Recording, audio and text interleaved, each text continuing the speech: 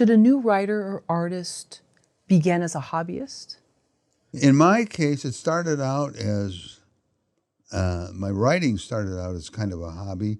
And when I was like my late teens, fanzines were really popular.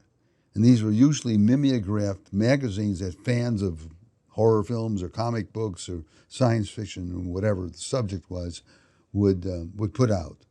And they would be fan written, and they would sell like for 25 cents or whatever. Now you can find copies of those, they're hundreds of dollars.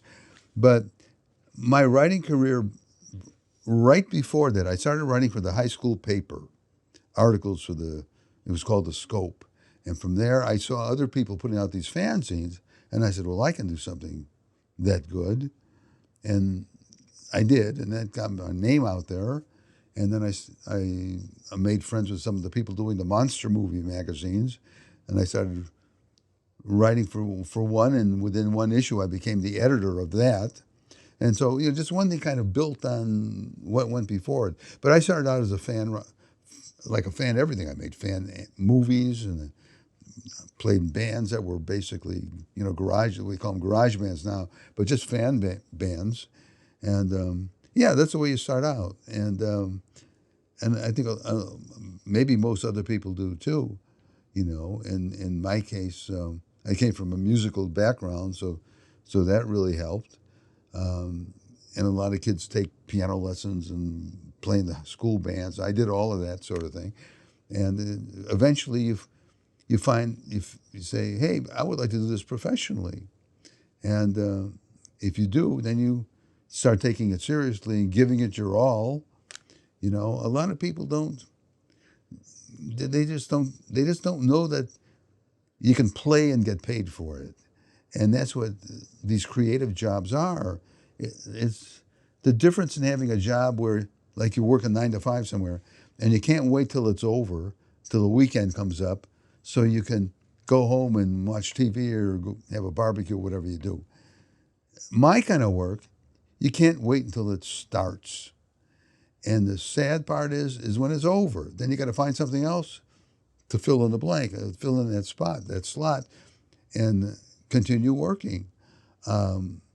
Before we did this interview, I finished a comic book script that I wrote the first draft the day before, and I got the idea for it the night before. While I was watching TV, I got an idea for a story that came up with a title. I thought of a title, and then I slept on it, and the next morning I had the whole story in my head, and then I did my rough draft, and today I did my rewrite. I'm going to let it settle one more night in case I get another idea over while I'm sleeping or in the morning, and then I'll send it off.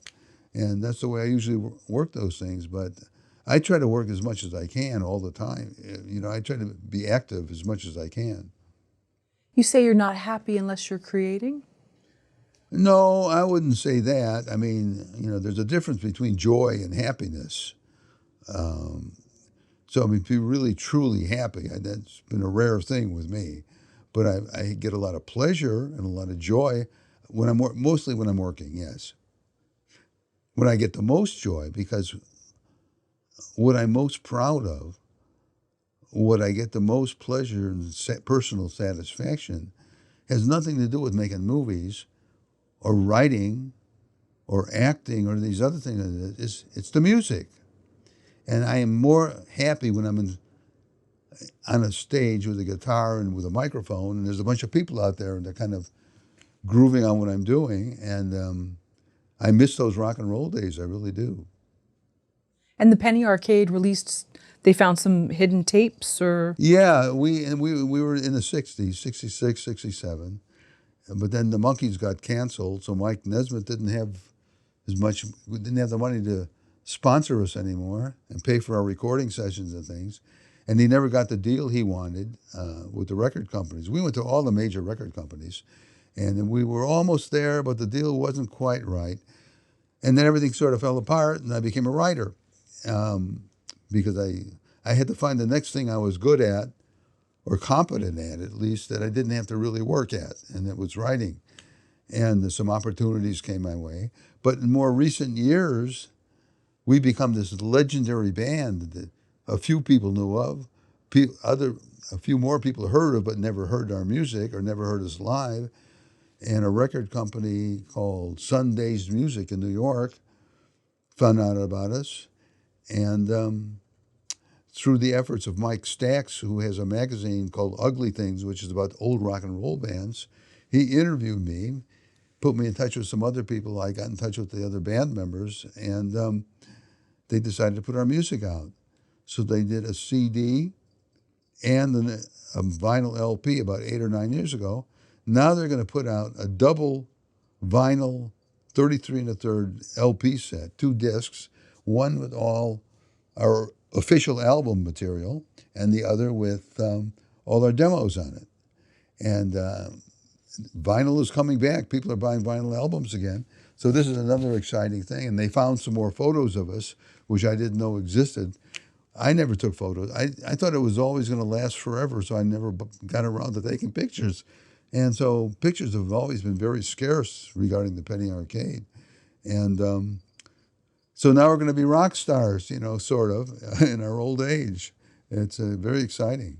But I'm glad people can hear the music and evaluate it, Yeah. On their own. Yeah, it sounds great. It was on YouTube. It's kind of crossed between like the Yardbirds and I'm trying to think of Buffalo Springfield were very influential. Mm-hmm. And because of Mike's involvement, there's a little bit of Monkees that creeps in there too. Right. But we had a variety. We had a variety of things. Some were hard rock, some were psychedelic, some were more on the countryside. But the Buffalo Springfield, I know, were kind of our idols back then. And of course the Beatles, Rolling Stones, that sort of thing.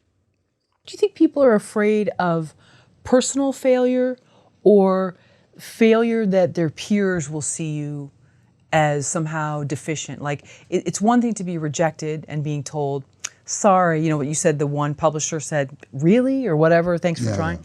And that hurts personally, but I took that as a funny, I saved it. I mean, I said sometimes I'm going to take all my old rejection slips and have them hard bound into a book.